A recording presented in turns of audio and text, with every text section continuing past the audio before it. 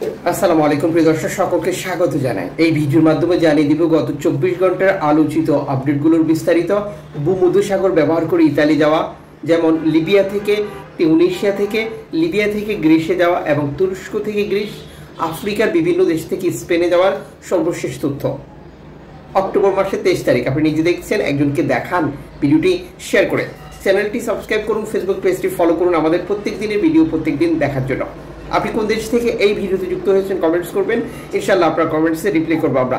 জীবন এবং জীবিকার সন্ধানে আরও উন্নত ভবিষ্যতের আশায় বিটি মাটি বিক্রি করে ধার দেনা করে সুদের উপরে টাকা নিয়ে বাংলাদেশিদের ইউরোপে আসার যে প্রচেষ্টা, এটি অব্যাহত রয়েছে। নৌকাডুবি দুর্ঘটনায় মৃত্যু, নিখোঁজ যেটা লাফিয়ে লাফিয়ে যেমন বৃদ্ধি পাচ্ছে, তেমনি ইউরোপে প্রবেশের ক্ষেত্রেও বাংলাদেশিরা অন্য সকল দেশকে পেছনে ফেলে প্রথম স্থানে রয়েছে, যেটি পেছনের ভিডিওগুলোতে জানিয়েছিলাম।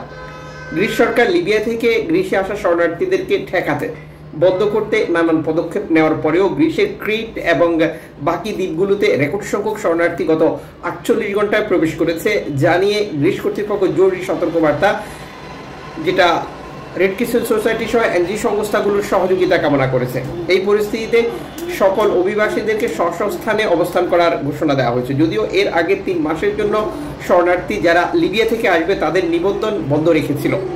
সেই সময়টা শেষের পথেই হঠাৎ করে লিবিয়ার উপকূল ব্যবহার করে গ্রিসের উপত্যকা দ্বীপগুলোতে এই রেকর্ড সংখ্যক শরণার্থী প্রবেশ করেছে, যা গত 24 ঘন্টা, 48 ঘন্টা, 72 ঘন্টার তথ্যে নিশ্চিত করা হয়েছে।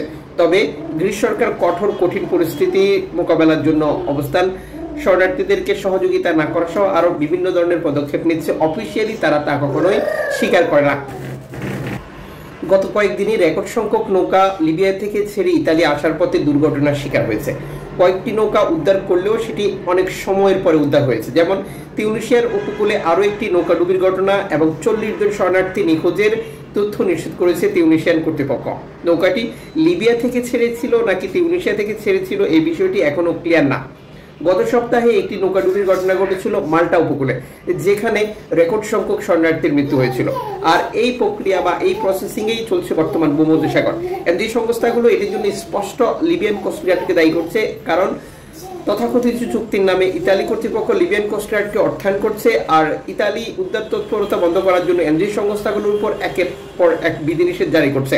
এরপরেও শরণার্থীরা ভূমধ্যসাগর ব্যবহার করে ইতালিতে প্রবেশ করছে, যেটি গত 24 ঘন্টার আপডেটেও 500-রও বেশি শরণার্থী প্রবেশের তথ্য নিশ্চিত করে, যেটা ল্যাম্পুদোসা হটস্পট কর্তৃপক্ষ থেকে। বাকি উপত্যকা দ্বীপগুলোতেও শরণার্থী সরাসরি প্রবেশ করছে। এদিকে আফ্রিকার দেশগুলো থেকে শরণার্থীদের স্পেনে আসার যে প্রক্রিয়া, সেটিও অব্যাহত রয়েছে।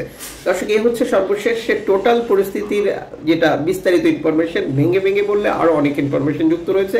তবে গেম অব্যাহত রয়েছে, দুর্ঘটনা অব্যাহত রয়েছে, শরণার্থী প্রবেশ রয়েছে, আবার আটকানোর মতো ঘটনাও একই সাথে যুক্ত আছে।